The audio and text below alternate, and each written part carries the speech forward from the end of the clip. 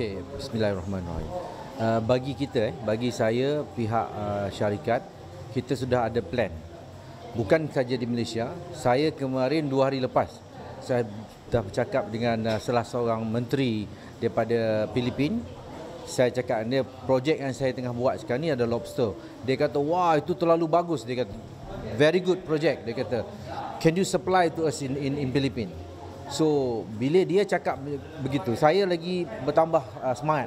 Itu yang saya fokus dan bersungguh untuk saya pastikan projek ni berjalan dengan lancar, dan saya tahu saya ada market. Dalam Malaysia sendiri pun saya rasa tak cukup untuk apa yang kita buat, tapi kalau benda ni besar, dia punya permintaan lagi banyak, insya-Allah kita akan bawa benda ni keluar daripada negara kita. InsyaAllah kita akan buat benda tu. So dari segi permintaan memang kita dah sedia dan memang kita ada. So cuma kita takut sekarang ni, kita takut kita tak cukup supply. Nah, insyaAllah kita dah ready for that. Okey, anggaran ini adalah baru projek baru bermula. So projek ni akan dimulakan bermula bila, dan bila dah ada permintaan, of course kita tidak boleh nak tunggu-tunggu. So bila nak di-startkan projek? Kita bermula okey, kita adalah rakan strategik dengan Hijrah Selangor. Apa pun yang kita nak buat, tujuan kita adalah membantu rakyat yang dalam keadaan yang sekarang ni kita nampak rakyat agak terumbang-ambing. Ada banyak yang begitu kan. So kita ambil pendekatan ini, kolaborasi dengan Hijrah, dan Hijrah membantu kita untuk menyenangkan keadaan di mana dia bagi peruntukan untuk kita salurkan kepada peserta-peserta ni. Peserta ni tak payah keluar modal pun, kan? Cuma yang kita perlukan daripada dia adalah certification yang dia layak untuk menerima loan daripada Hijrah, dan kita akan uruskan. Selepas pada tu kita akan minta dia sediakan tempat saja, dan dari segi logistik semua kita uruskan. Dari segi supplying udang ni, dia punya sistem semua kita buatlah. Cuma kita perlukan sekarang ni dia bagi kita tempat. Dan tempat tu pun tak perlu pun yang sophisticated. Itu tak terlalu besar pun tak perlu. Kalau setiap satu orang untuk 29,000, kawasan rumah keliling dia kalau besar pun dah cukup, kita boleh buat. Dan dia maintain saja.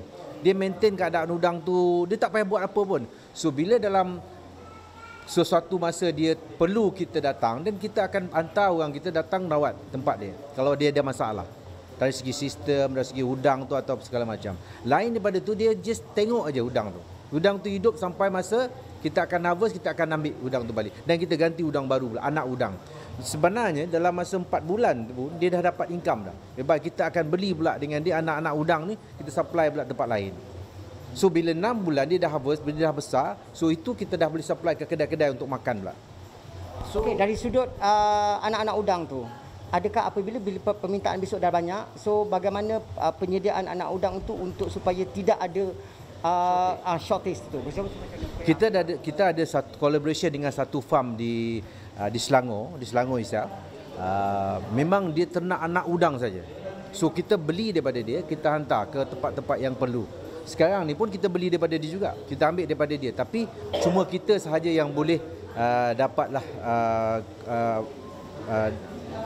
collaboration dengan dia orang ni untuk beli anak-anak udang. Dia tak jual merata.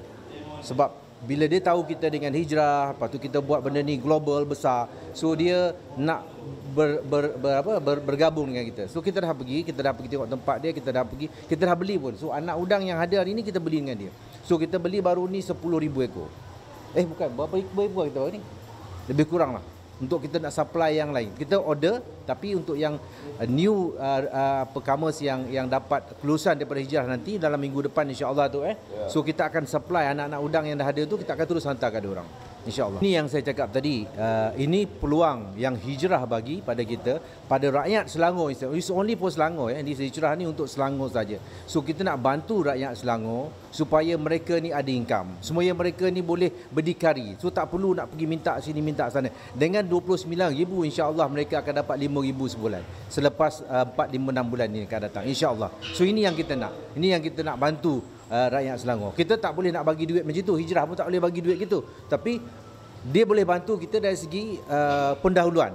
untuk kita buat some business yang boleh generate income pada peserta itu sendiri. InsyaAllah kita akan bantu, dan kita terima kasih pada Hijrah kerana terima kita dan boleh collaboration dengan kita untuk kita bantu rakyat-rakyat Selangor, insyaAllah.